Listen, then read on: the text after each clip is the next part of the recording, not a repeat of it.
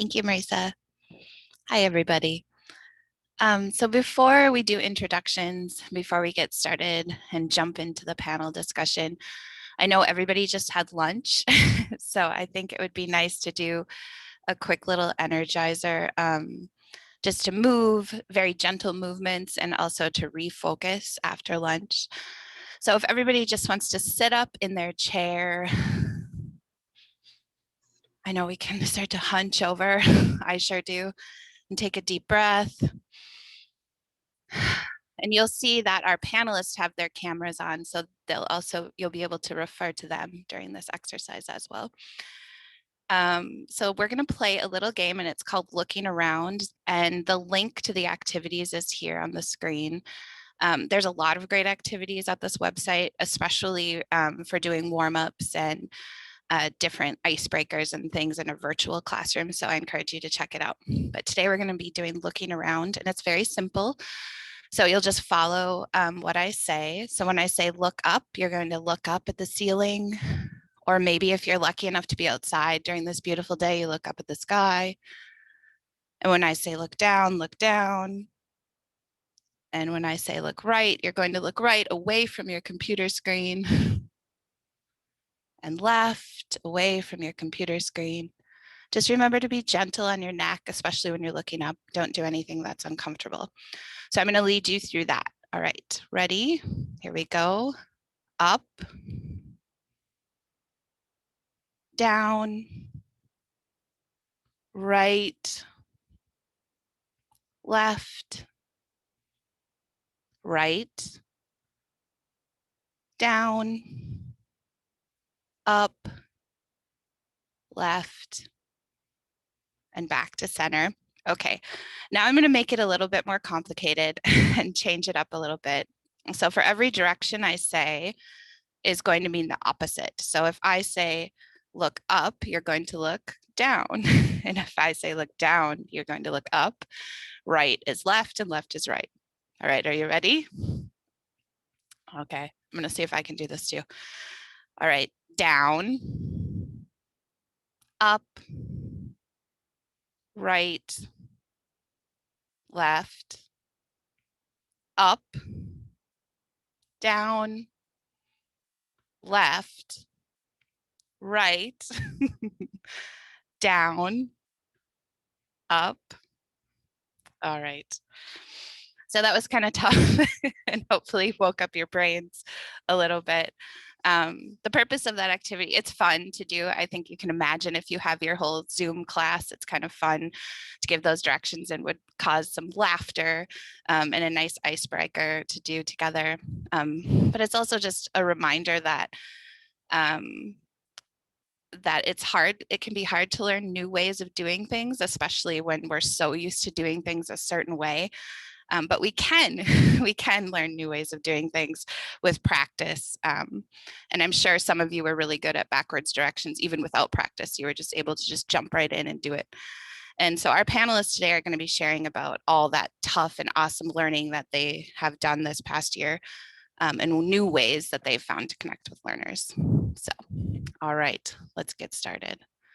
Thank you, panelists, for being on camera for that. So I will introduce myself first. My name is Leah Haughey.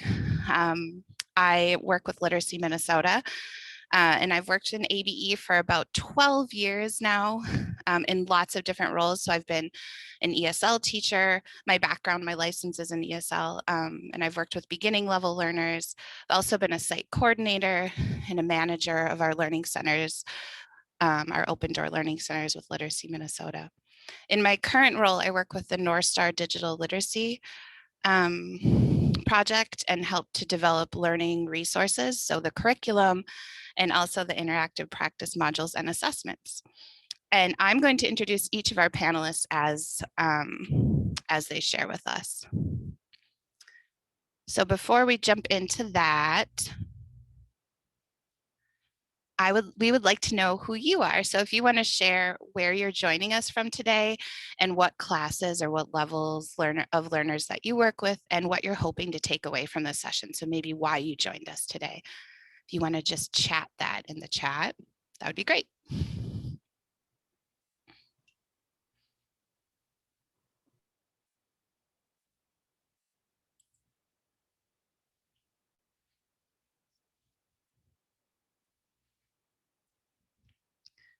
Hi, Kim from Wilmer. English for driving. That's a specific class Kim teaches. From Rochester. Vietnamese Social Services, hello. Metro North, I saw. 191 School District. Lots of people joining us from St. Paul, Lindale Neighborhood Association.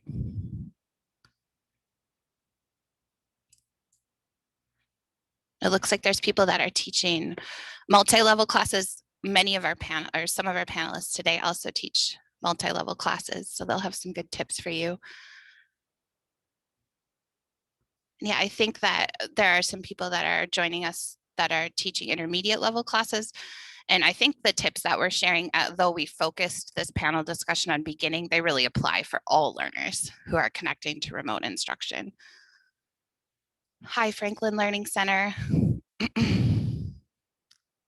Right. Lots of one-room schoolhouses. Hi, Bergen. Nice to see some familiar names popping up. Okay. So I'm going to share about our purpose for the panel, why we wanted to do this. This is a topic that's frequently raised by teachers as really complex and challenging. How do you onboard learners at a beginning literacy level to a Zoom class? I know that that was what a lot of people were asking last March and last April. How do you, and still are asking, how do you communicate with beginning level students to let them know when to meet you in an online class? What works and what doesn't work? We hope to discuss some of those things today and give you some resources around that. And as I was organizing this panel, I had the awesome opportunity to connect with each of these panelists and some other teachers too, one-on-one, to hear about their journeys over the past year. And those were just some incredible conversations. And all teachers have been thrown into this and figuring out so much on the fly. And through that productive struggle, we've learned a lot. But we don't always have the spaces to share with each other about those resources. So we're creating that space today. And I'm really excited about that. And our hope is that you'll take away some things that you can use right away to support beginning level learners and all learners who are connecting with you remotely. And also that hearing about our panelists' learning journeys will help you reflect on all the growth and learning that you've for sure had this past year. And also, I hope that we have some time today for you to share what's been working for you in your remote classes. Okay. I want to share about the format to facilitate a smooth discussion today and help us stay on time and be respectful of your time. So I will introduce each panelist, and then each speaker will share for up to 12 minutes, and I'll let them know when 1 minute remains. And while the panelists are sharing, if you could chat questions for them in the chat, that would be great. And then after each panelist, we'll pause and answer, give them time to answer your questions. Then we'll have time for you to share about resources and strategies that are working in your classroom. And at the end, we'll have time for final questions and a bit of a wrap up. So let's jump in with our first panelist. So it is my pleasure to introduce Tracy Pedersen. Tracy has over 20 years of experience working with ABE learners. She works with Northwest Service Cooperative as an ABE teacher currently, and she teaches multi-level, many levels of learners, including beginning level. And she currently is navigating both remote classes and in-person classes. So she is a superstar. And she teaches at 3 different schools also. So I'm really excited to hear from Tracy about what's working for her to support learners remotely. Thank you, Tracy. Hi. You can go to the next slide. My name is Tracy, as you just heard, and I live in Warroad. And if you don't know where Warroad is, I am 6 miles from the Canadian border. And with that being said, all the towns that I do work in are border town communities. So Roseau is 20 miles west of me. Badette is 40 miles east of me.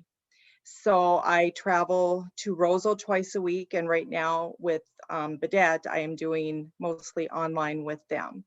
So my background was not ESL, it is early childhood special ed preschool teacher. And I did that pretty much almost 20 years, and I've been doing this for almost 20 years overlapping. So that's my background, and I've been working with Northwest Service Co-op since that time. So, and if you look at my my slide, you can click on my name, that's got my email address, and then you got Northwest Service Co-op on there, which you can click and look at our website and so forth like that. And then I have the Warroad, Roseau, and Badette, my little Google site that I created when I first started out with my pandemic was another way to reach out to my students to let them know when I had classes, or they could click on extra homework and so forth to do in the different pages that I had created. It's nothing special. It was something that I learned how to do by watching a lot of YouTube videos in the middle of the night and so forth like that. So my little one-room schoolhouse is pretty much a one-room schoolhouse in each of the communities. In Roseau, I teach in a library. In Warroad, I'm in the school district. They house me in a little room where I get to have all my students there. And in Badette, I was in the school district library, but as of right now, I'm just, like I said, I was doing online. And with that being said, one room schoolhouse means I literally do everything. I do intake, I do testing, I do everything. So you name it, I wear all the hats. So in some days it's okay if your students are coming in at decent times and so forth like that. And there's other days where you just go, oh, I wish I had an assistant. So, and I do wish I had staff that were closer to me. The closest teacher, the next one in our consortium is 85 miles away in Thief River Falls. I have Bagley, Clearbrook, Gonvick, which is 85, 90 miles south of me, and then Bemidji, which is 2.5 hours south of me. So those are the closest people that are teachers that are close to me. So I'm kind of up here all by myself. So I have to be creative. I have to, I feel bad if I have to call somebody and ask for help, because, you know, a lot of bigger consortiums have people right down the hallway, and I actually don't have that. So I usually am doing things on my own. So as you look at our graphics here, we have a Northwest Service Co-op Facebook page that our consortium has put together and so forth like that. And you can click on these later when you get when you get this information. And then I created a ESL GED ABE Facebook page if you want to join it. It's just another way for teachers in Minnesota or all over if they want to join in and share things and so forth like that. So as this pandemic started, it was like, holy hemorrhoids, what am I going to do? I have students in all these communities. And what had happened was I started out with the ones that didn't have as much problems with technology. And we started doing Messenger. We started doing little Facebook, on Facebook, meeting in private rooms and so forth like that. And once I figured out how to use, you know, Google Meet and Zoom, and then it was like, holy hemorrhoids, this is awesome. So now we can actually do that. So I was all excited about that. But then my lower level learners, it was like, oh, how am I going to get them to do anything? And I know it's a pandemic, but yeah, I put my mask on. I drove to their parking lot. We sat in our cars in the middle of winter. I took their phones. We were handing them back and forth, setting them up.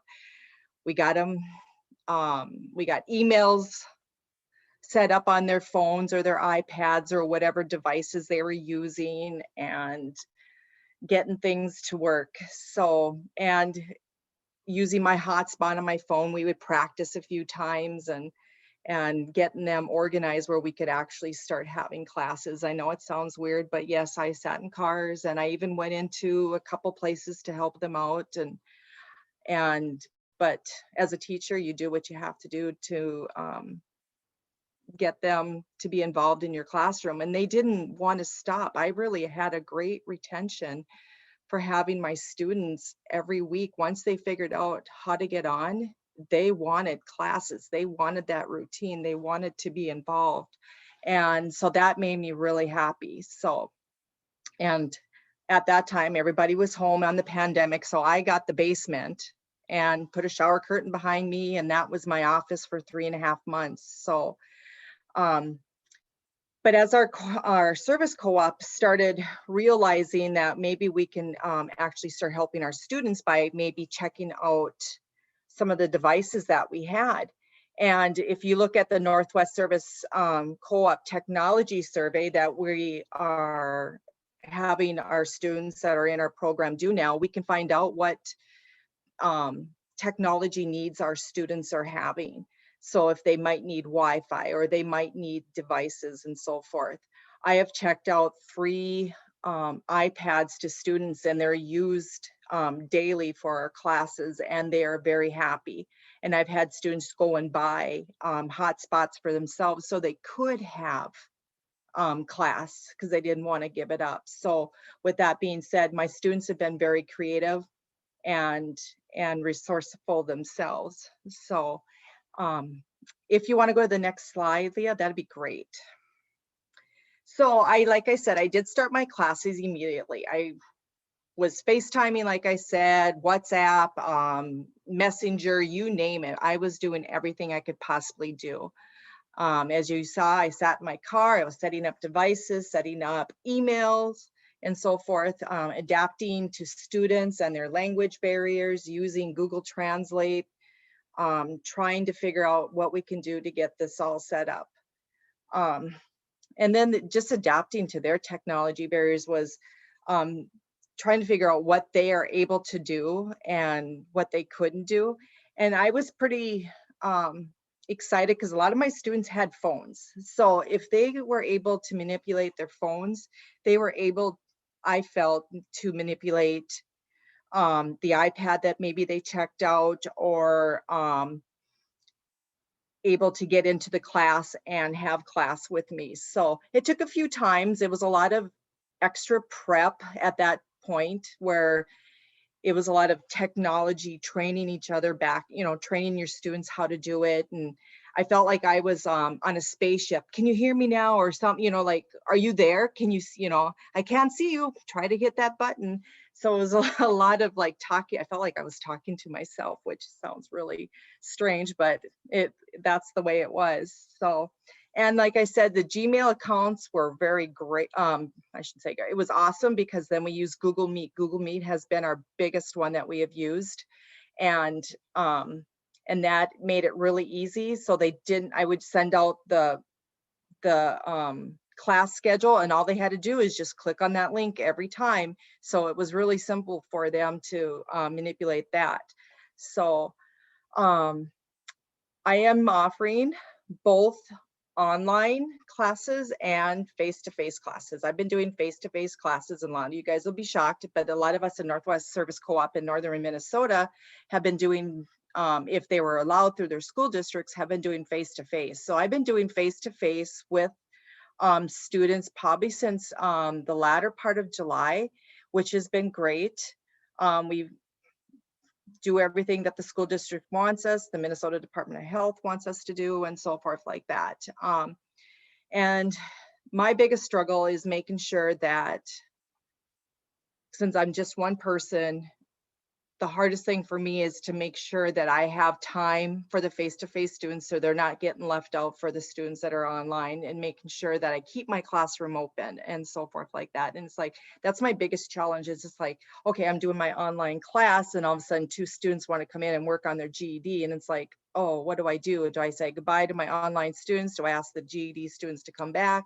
That's my biggest challenge right there, is trying to figure out and utilize my time better. I don't know if anybody like you, but I feel that I've worked harder in the last year than I ever have. Just having that, working with online and face-to-face, creating lessons, making sure those students are able to come to class and making sure that pleasing everybody, if that's the word to say. And I know I've been stressed out about it, but in the long run, I know my students are happy and I'm happy. And I have taught myself how to do a lot of different things. As you can see, I've learned how to make hyperdocs like you see in front of you, where that was my thing in the middle of the night when I couldn't sleep, was create these neat little pages that I can share with my students and have activities to do with them and so forth like that. So, but adapting to my students' schedules, because if they had students in school or children in school, and then Marvin Windows and Polaris, our factories have been working since day one through this whole pandemic. So, and actually a lot of them have been working Tracy, overtime. you have 1 minute left, Tracy. Holy hemorrhoids. Okay, go to the next slide. Okay, so these are some of the things that I love to use. Ventures is what I use in my classroom a lot, and I use WebPaint, Chrome extension. Document cameras have been awesome to use and so forth like that. WordWall, making new games to share with my students when we're in a room, and Loom. I just started using Loom. Perfect thing. ESL Library as an extra thing to use with my students in with ventures. And then MobiMax and 1XL have been great for just in learning platforms. And I love using the whiteboard chat with my students. So, oh my goodness. Okay, I guess I'll be done. Thank you guys for listening to me. I hope I didn't rabble too much.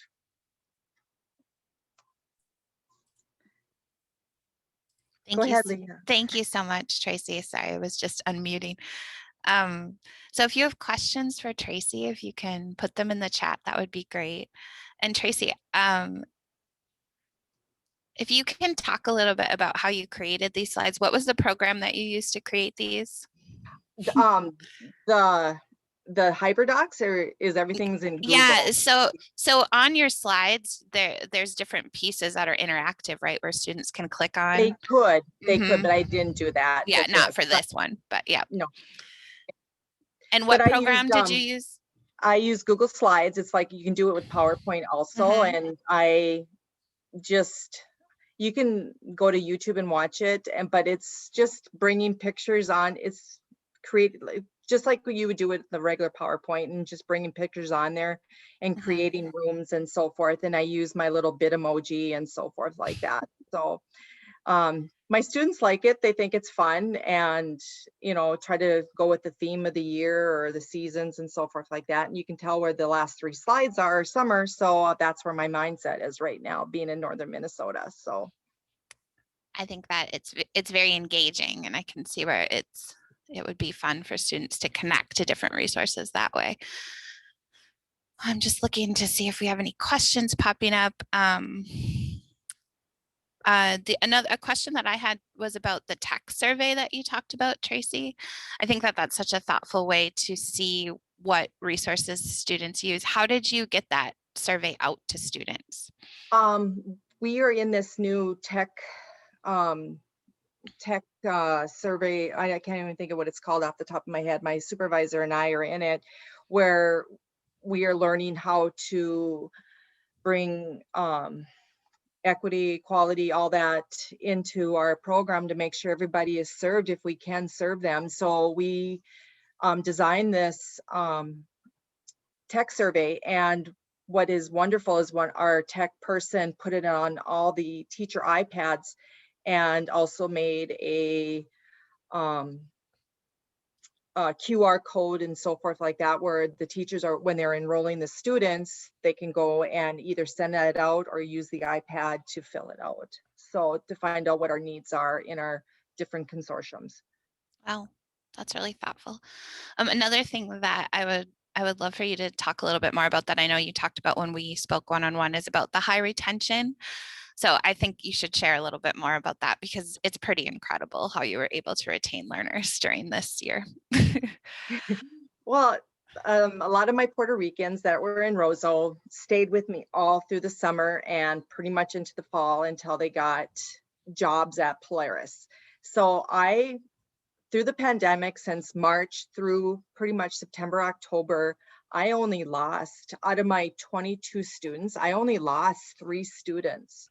And they stayed with me through thick and thin. They bared with me and so forth. So I was pretty happy that they wanted to be a part of distance learning no matter what we could do. And then once we had face to face, a lot of them came back for face to face, and they are also doing both too. So, That's incredible. Thank you so much, Tracy. yep. All right. If there's no more questions for Tracy right now, I will introduce our next panelist, who is Nick Holsen. Nick has worked in ABE since 2017 and started as a volunteer, as many of us have. Just a moment. He's also served as an AmeriCorps Vista, piloting a navigator program at one of our open door learning centers to support learners to overcome boundaries that prevented them from accessing classes. And currently he's working as a digital navigator with Literacy Minnesota, and I'll let him talk a little bit more about what a digital navigator is. And he recently worked on a Ramsey County Cares project as a digital navigator, again, connecting learners to needed devices and internet in partnership with local libraries. So excited to hear from Nick. And take it away, Nick. All right, let's go to the next slide. I'm following up Tracy's well put together presentation. You guys will get a little bit of the navigator's design ethos, the sort of bare boned one. Please bear with me. As Leah said, I worked with the Ramsey County Tech Pack as a digital navigator from August to December. We had about 500 clients from that program. I know that I worked with at least over 100 people. Many were women, mothers, and others were working class families, and we had a few seniors. Just about every client had a struggle with digital literacy, and it was our role to get them from point A, receiving these tech pack products, all the way to point B, being able to at least log in to their new laptop provided by the tech pack, and being able to get a basic handle on things like Zoom, so that they could either use it for job searching purposes or to further their own digital literacy investigation or education. So we were kind of not really middlemen, but we were kind of coaches. We were there to get somebody up and started on their journey towards digital literacy. I'm going to go over a little bit about the Tech Pack program, what steps we were supposed to take. The program was funded by CARES Act, by a CARES Act grant.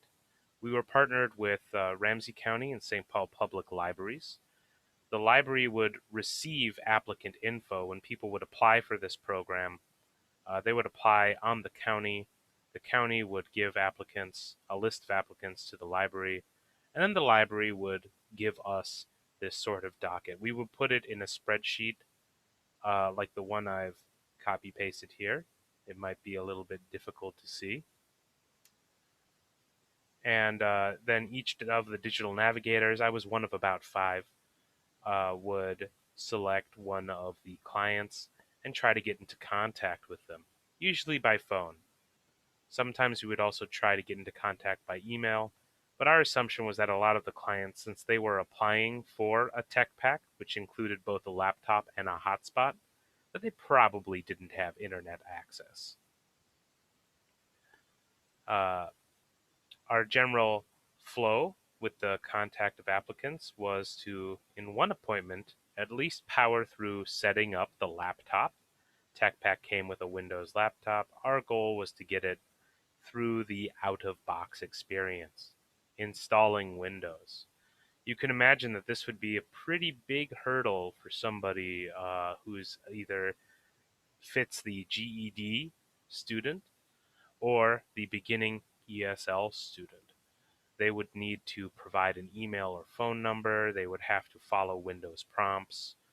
And without somebody there to help assist them, it could be a rather arduous process. Our second goal was also to set up the internet hotspot to make sure that they could use their laptop in case they did not have internet access. And this is what clients were really excited for, was the free internet access. We would try to do that at least in one meeting. And then our later steps were to power them through Northstar Online to get a sense of their digital literacy, and also hope to attract them to various ABE programs to help assist them on that journey. And this last step is where things would get tricky. Sometimes clients wouldn't have enough time to do this in one session. We would have to reschedule. Sometimes clients were resistant to the idea of taking a test. I'll be talking about that a little bit more. As you can see, we have our spreadsheet here. We color-coded it. Green were clients who got through. Blue were clients who almost got through, who may have stumbled on that testing bit. Yellow were stalled. We might have set up the hotspot, but we never got around to starting the testing. And red, we just weren't able to contact at all. All right, Leah, could you go to the next slide? Over the course of navigating, I thought about what sorts of skills and best practices got me through. I'm going to read them off into about 4 general categories. You just click to make the first one appear. I've nicknamed these social worker skills. These are your interpersonal skills. I think when it comes to navigation, the first thing you're trying to do is to get somebody to work with you. And any ABE teacher has probably had a similar experience where a new student comes in. They might be nervous. They might not be willing to open up a lot. And this is the process of warming up. I've listed active listening or providing a sympathetic ear as first and foremost. This is the first thing. This is the first skill I would prioritize. Can I have the next skill, please? We want it because it builds trust. A sympathetic ear will give somebody a chance to provide the world from their point of view. That builds trust, and trust goes a long way. After listening to somebody's story, if I made a mistake, they were a lot more willing to forgive me. And we were eager to work together. I can't overemphasize how important this first part is. Let's move on to the next set of skills. I've nicknamed these coaching skills, and I'll give a shout out to Teresa Sladek, who started Literacy Minnesota's navigation project. A lot of these are inspired by her ideas about goal setting. Coaching skills are how navigators switch from being kind of a sympathetic ear to somebody who's almost like a tutor, almost like a volunteer tutor. This is how we would coach somebody on getting through the Microsoft out-of-box experience. Having visual aids for the navigator to work off of was really necessary. We wouldn't always know what was going on the other side of the screen. So having kind of like a little script or a set of materials to tutorialize really helped. Next bullet, please. Likewise, having a model. Our students would have this hotspot, and they would frequently run into problems with the hotspot. We wouldn't really know what the hotspot would look like. We often had to resort to Google Images or such. But once we had kind of an idea, and the student would describe what they were looking at, we could look either at a manual or a physical model ourselves and help guide the student. It was a good substitute for not being face-to-face. Next bullet, please. Getting student feedback. Students at the beginning of their digital literacy journey, or beginning ABE students, they don't always have the language to describe what's going on. Oftentimes, I would just kind of boil this down. If they weren't sure at what step in setting up a laptop was, I would just ask, well, what do you see? Do you see a screen that's blue? Okay, that's good. Is there a place to type words? Okay, that's good. Is there a big, scary black screen? Okay, that's actually good. That's part of our process. Next bullet, please. It's important to stay on the same page. All 3 of the previous bullets are ways to follow along at home so that you're not suddenly zoning out, so that you know, if you zone out a little and your student's like, well, now I'm on the internet and I'm on some random web page, and you're like, oh God, I don't know what to do. It's really important to find a way to match all the student steps that they will be undertaking so that you can go through it together. And finally, one of the best parts of working with a navigator is that students or applicants, TechPack applicants, had somebody to kind of talk about what they wanted to use the computer for. After we got through all this hairy stuff of installation, oftentimes students would, or applicants would, take the time to just say, well, I want to use this computer for work, or I want to learn how to use Google Sheets, or I want to learn English using Zoom. I want to learn the ins and outs of Zoom. And this was a valuable part. This was kind of the carrot which kept the entire session's momentum going. Let's go on to our next batch of skills. And go ahead and let's populate the full bullet list. We had a lot of community partners. We were kind of lucky with TechPack in being a CARES-funded program, in that the navigators were provided a list of community partners.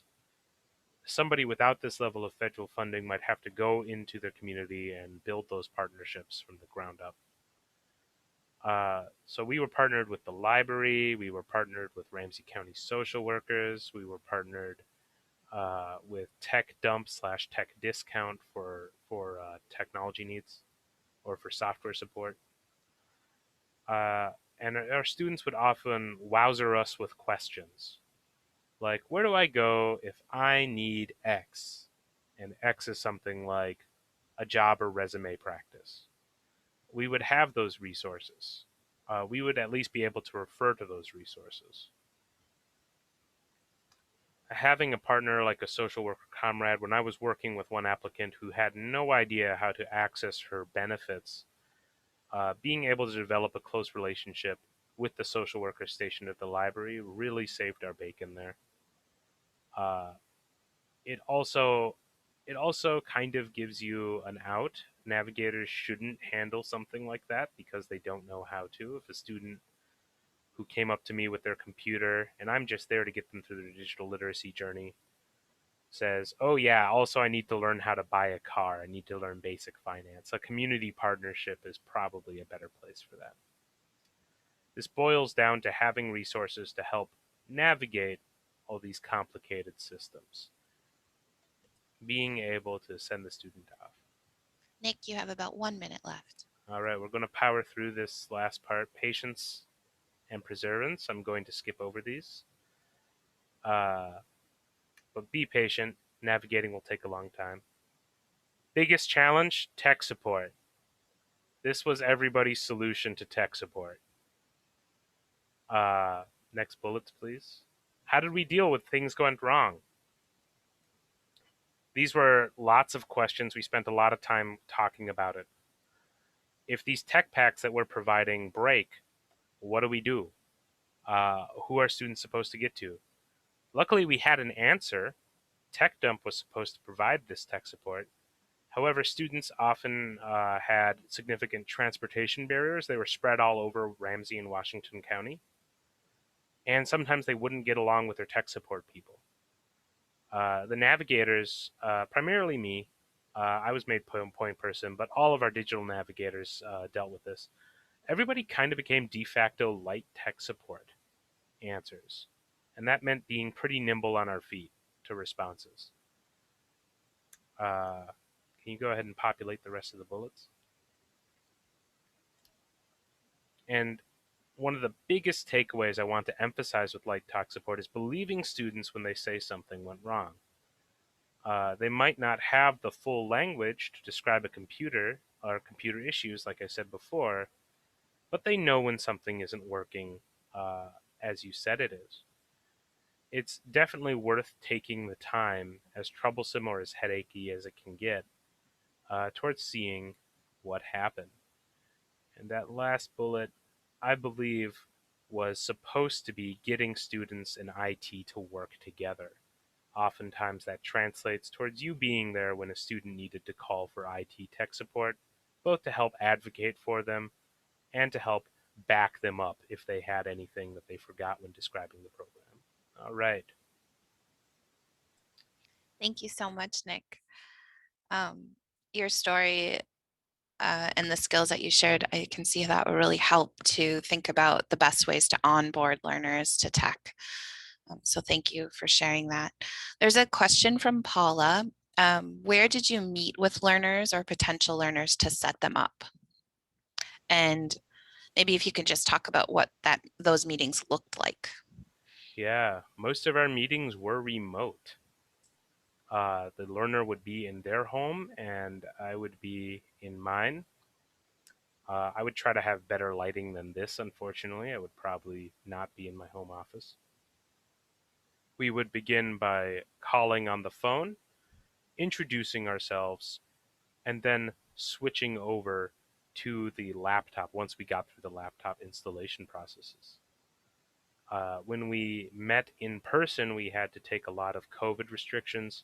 We were very lucky. The library had a lot of available space at community.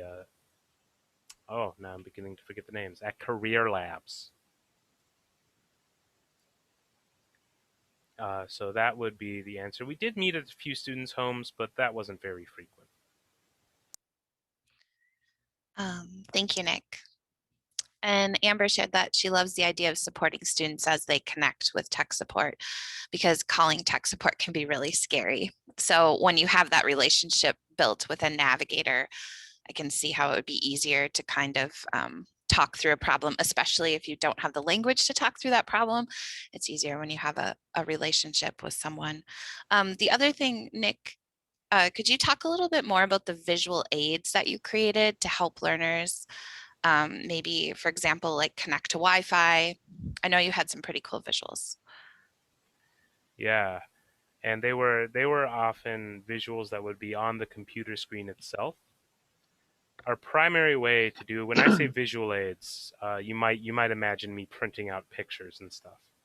Mm-hmm. But what I would really do is, if we were successful at getting students to log on to the computer and they're on a Zoom meeting, they maybe don't really know how they got there, but they're there, and we're saying hello and we're having fun seeing each other through the computer, I would use Zoom's remote control, assume remote control, to allow me to briefly take control of their mouse, go around the desktop, and just point at things. I would say, this right here, what does this look like? I would be pointing at the Wi-Fi symbol. And I got so many answers. Oh, it's a clamshell. Oh, it's radio waves. Oh, it's this, it's that. And I'd be like, yes, this clamshell, radio waves, or whatever, we're going to call it Wi-Fi. Wi-Fi is internet. Oh, I always thought those two were different. Oh, this, oh, that, oh, this. And that would be one way to kind of give a starting push towards talking about computers. Thank you. That's such a good tip to use the remote control feature. Yeah, it is a great use of remote control. Thank you so much, Nick, for sharing. And I will introduce our next panelist, who is Linda.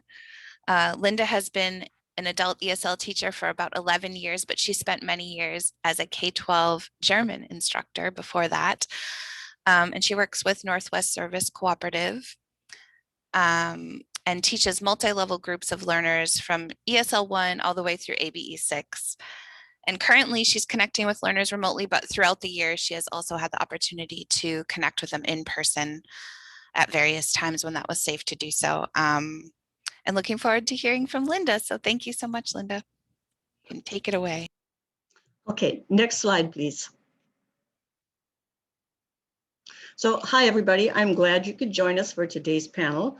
And I'll start out by just kind of mentioning basically my teaching existence here. I teach strictly ESL in rural areas. I am part-time with limited prep. And when I say part-time, I'm talking maybe 10 to 15 hours a week Total time, my prep periods are maybe 2, maximum 3 hours per week. And the frustrating thing in the beginning when the pandemic struck was that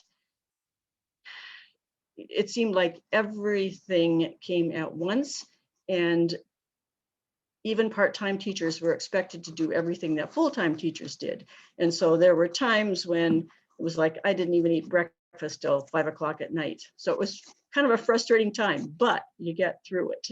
So my classes are relatively small. In some ways that's good. In some ways that causes a lot of problems, because if you have a class of 3 and 2 of them happen to be working at one point, then you have to deal with the idea of, okay, so do I move forward with the concepts we're dealing with, or do I do something else with this student? So class time is maximum of 4 hours per week, and that's if students can make it to class all the time. But due to work schedules, their attendance is sporadic.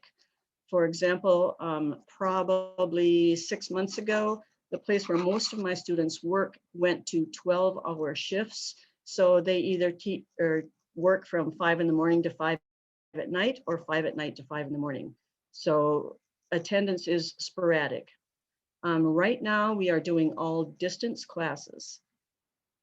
So where do my students come from? Most of them who live here year-round are from Central America, and they're pretty much 1 to 7 students. Some of them are pre-lit.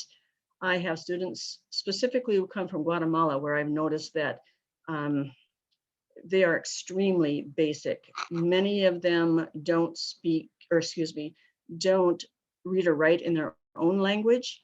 They speak Quiche or Cachiquel, and Google Translate does not touch that. Through the remainder of class time or the year, I have students from, again, Central America who are above 221 in CASAs, but from March to about October, I have additional international college students. And these are people who are interning at a local plant nursery, so they have degrees in agronomy and agroforestry, etc. Those people have absolutely no tech issues whatsoever. So for today, I'm pretty much going to just focus on the most basic and intermediate students and how do I deal with them.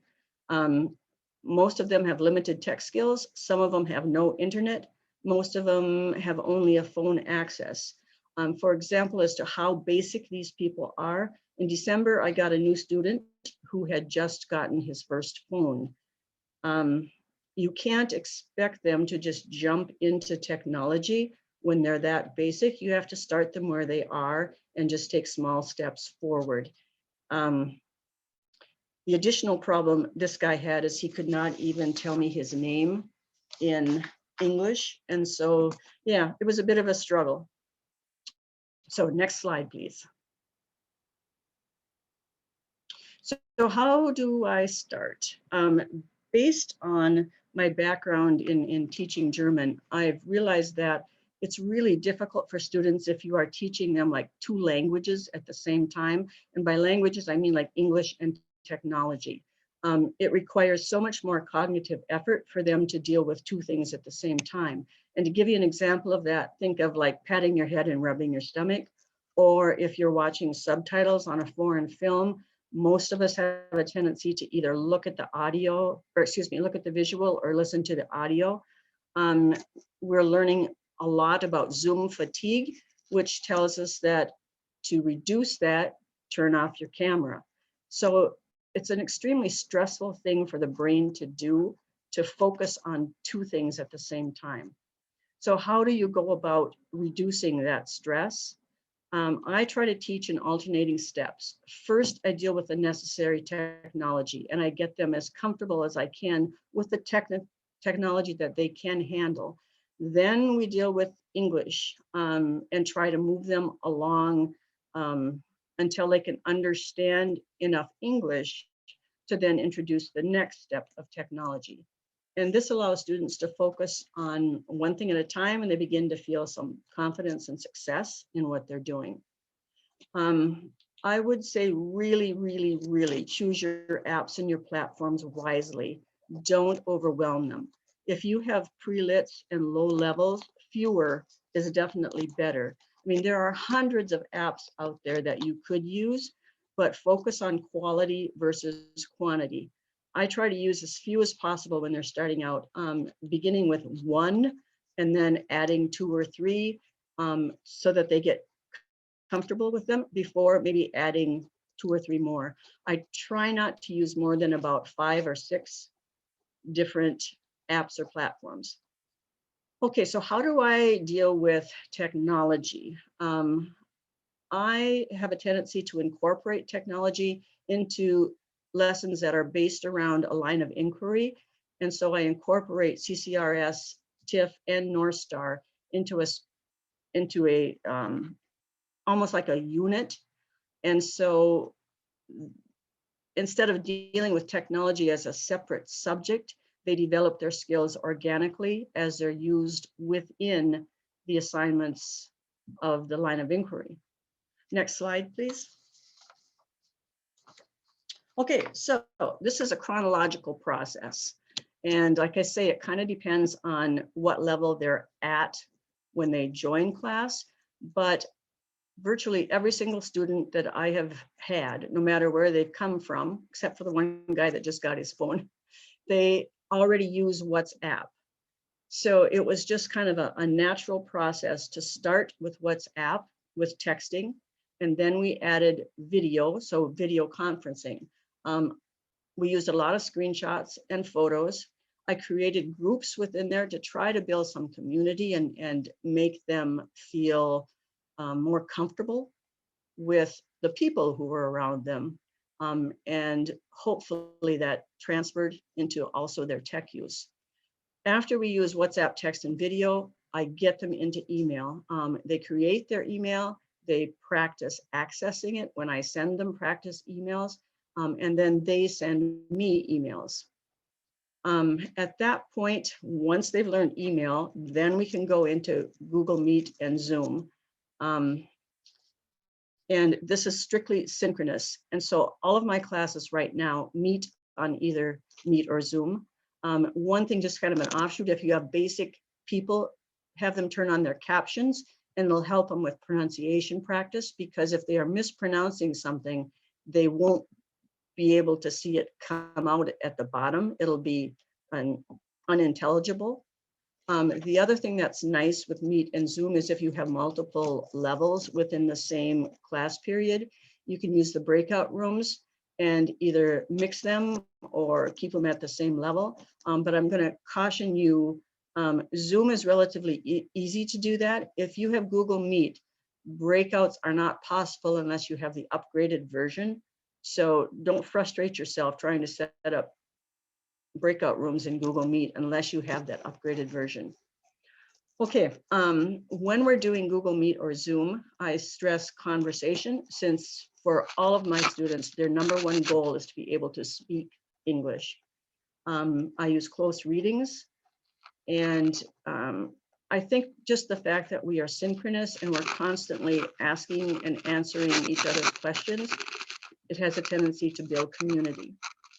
So once they're comfortable with Google Meet, then we add Jamboard in. And Jamboard is another community builder. I use it to practice vocabulary. And if they have a writing assignment, they brainstorm as far as like trying to organize their thoughts, like for a paragraph or for a sentence. And the next thing that I do with Jamboard is try to get them to be able to copy and paste an image. So like I say, it kind of happens organically. After I get them through all of those things, I introduce Esl Library, and this is asynchronous. I've found that Esl Library has so many resources that it's absolutely amazing. And if you have the upgraded version, you can get proxy hours for using it. You just set up a class. You can give the whole class a specific assignment, or you can give certain individuals a different assignment. And that allows for dealing with those multiple levels. And the nice thing is that Esl Library will then give you how much time on task, tell you exactly when students did this assignment or if they didn't do it. So it's a really good go-to when it comes to if you are not seeing people face to face, you can still send the materials. Before then, I was sending packets home to them with paper copies, but this is an option that has worked for me. Okay, after we get to that point, I get them into Microsoft Word, and they have already practiced like writing a paragraph. And now I shift them over into Microsoft Word, where they actually will take it from the paper and put it onto the computer. Typically, I use summative assessments for this, but I can always go back to that Google Meet or Zoom. And I have a whiteboard here at home that sits next to me with another laptop camera focused on it. And so we can, go through exactly how to do things if they don't have the technology available to them at that point. You have about okay. 1 minute left, Linda. Okay, and the final thing that I have them do is to attach that to a written assignment, or attach their written assignment and then send it to me. Okay, next slide, please. So what did the pandemic taught me? Plan ahead for worst case scenario. If you get them face to face, make a list of all their email addresses, passwords, give them all the same password for all the same for all their platforms to make it easier for them, home addresses and phone numbers. Have them download and practice all their sites on their devices, not on yours. So if they're stuck with just a phone, make sure that's what they're using when they're face to face with you so that they can access it. Number two, keep it simple, stupid. Don't clutter assignments with a lot of info and graphics, etc. I try to remind myself how difficult this is for them by imagining if I were looking at a screen with Chinese characters, totally covered. I can't use Google Translate because I'm a pre-lit, so it does me no good. And that means I have to keep things extremely simple for them. Even graphics, if they come from a non-print culture, they may not be able to understand that light bulb over somebody's head means someone's thinking. So you got to keep it simple. I've learned to adapt to what they need, change my assignments to match what their needs are and their devices, and their work schedules change, my class times have to change. And so you have to be really aware of what they need. And the last thing, in this pandemic, all of us are stressed, but it's unbelievable how much stress our students go through. And you have to realize tech is not always going to work. You have to have a backup plan because their cameras won't work, their microphones won't work. I have my phone sitting next to me so they can always use WhatsApp to log into me and use the video so that it's the backup. And you are their attachment to the real world. You're going to help them find people to deal with anxiety. You're going to help them find ways to get better jobs. You become their resource person. Okay, thank you. thanks. Thank you so much. 12 minutes goes fast, huh? There's there's so much to share. Thank you so much, Linda. So one question that just came in from Michelle is why, she's curious of why Word instead of Google Docs. You mentioned building up to having learners work in Word. I find Word to be much simpler for them to use because you don't have to go through all of the Google different drive things and go through all of the, how do I set that up? It just seems to me that it's easier for them to access it. And most of my students right now are using Android phones or not really, well, I don't know. It just seems like it's easier for them to use, I guess. Okay, thank you. And Tracy also shared that she has students use the same password and store their passwords in the contacts in their phones. That's a great tip. And another question is, how do you use humor in your virtual classroom? I think you talked about kindness and how that's so important right now. Do you have an example, Linda, of how you use humor in your classroom, or how you make it okay to laugh? Well, it's everybody makes mistakes, I think. And I have a lot of examples of, like, when I teach German or when I taught German, things that I would say that just came out wrong. And I pretty much tell them that if you could speak a language correctly, you wouldn't need to be in a language class. And so everybody's going to make mistakes. Don't worry about it. Just let it go. I love that. And I think it's so important. It's so important to build community, even especially in a virtual class where get to know learners' names, get to know them. And then that makes everybody feel more relaxed in order to make mistakes, because we all make mistakes when we're learning, and that's part of the learning process. Someone asked about how students get Word. It's not for free. I know that there is a way that you can access a Word example for free. I think Danny knows about that, who is our next presenter. So I might have her answer that question. Thank you so much, Linda. Okay. Thank you much. Okay. And I'm going to quickly introduce Danny. Danny has been in ABE for about 4 years. She works with Literacy Minnesota. She has 2 roles with Literacy Minnesota. She is a coordinator and a digital literacy coordinator, supporting learners to build their digital literacy skills. And also she helps volunteers to support learners to do that. So I am going to turn it over to Danny. Hi, can everybody see me and hear me okay? Great.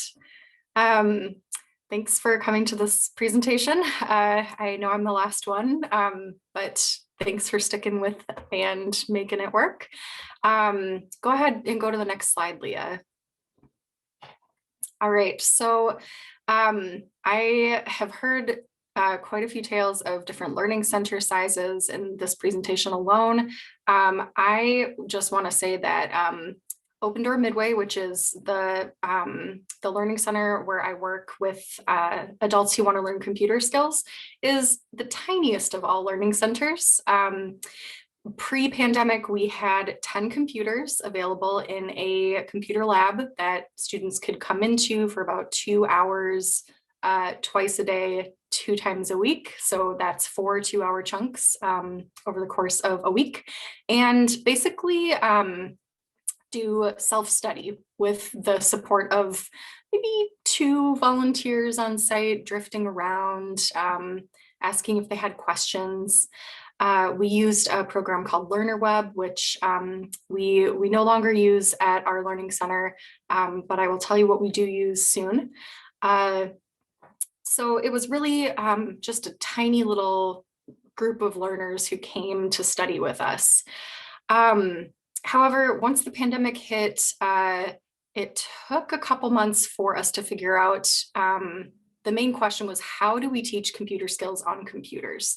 That has been the consistent big question that's kind of guided everything that we've done during the pandemic. So the answer sort of came through the Tech Pack initiative, which Nick has just talked about in his presentation. Nick was one of the navigators in that project who was responsible for working with about 500 students and sending them to programs that could address the learners' goals. So we received quite a few learners, just over 100 by my latest look at our spreadsheet. But we worked with those learners to, once they had their computer and they had worked with their navigator to get it set up, the next step was they got referred to me. And I kind of had a moment of, okay, so we had 10 learners. Now we have over 100 learners. How do we serve them? And we started at that point developing one-on-one tutoring, which allowed us to work with learners whose schedules who were somewhat flexible. They can work with a tutor 1 day a week for about an hour to 90 minutes. But the Tech Pack initiative really provided sort of a glimpse at the the digital literacy needs out there. And we are still expanding programming. Before this presentation, after this presentation, I will be working on expanding our programming. And we're in the midst of figuring out how to serve so many learners who want to continue studying with us. So we have certain challenges. As I've mentioned, how do you teach computers on computers? Wide range of language abilities. I've decided to just accept intermediate learners and above. Some learners were able to receive a tech pack and were referred to us. Other learners did not come to us through the tech pack program. They came to us through other ways, and finding tech for them has been a journey as well. But Literacy Minnesota, where I work, is very helpful with being nimble and addressing those needs. Some learners asked me if they could just wait out COVID and come back when they wanted, or when we went back to in-person programming. And at this point, most of the learners have joined distance learning because they know that it'll most likely still be a while before we can get back. Probably my biggest challenge right now is retaining and attracting volunteers remotely. If it's scary to learn how to use a computer over the computer, I have full empathy for any volunteers who are considering teaching someone who may or may not speak your first language how to use a computer over the computer. So just making volunteer positions manageable and putting them out there, knowing that the volunteer doesn't have to be an expert in teaching computer skills. So that's currently another challenge that we're working on. Go ahead and go to the next slide, Leah. So we have a vision, and this is what we're working towards. So I just want to say that this visual is where we would like to be. Some parts of it are in place, other parts are still coming together. But we're moving from a pre-pandemic model where we say to the learner, welcome, what are your goals? We can work together to help you learn computer skills that might help. You can use a computer here to study by yourself and let a tutor know if you need any support. And everything is pretty much on script. The learner is in charge of their own learning. If they have a question outside of what the material covers, we have to kind of steer them back on track and say, you know, I'm sorry, we don't cover that topic. Here are some other areas you might be interested in. And especially in terms of navigation, in which the learner might have a question that is non-academic. For example, back to Nick's example, how can I buy a car?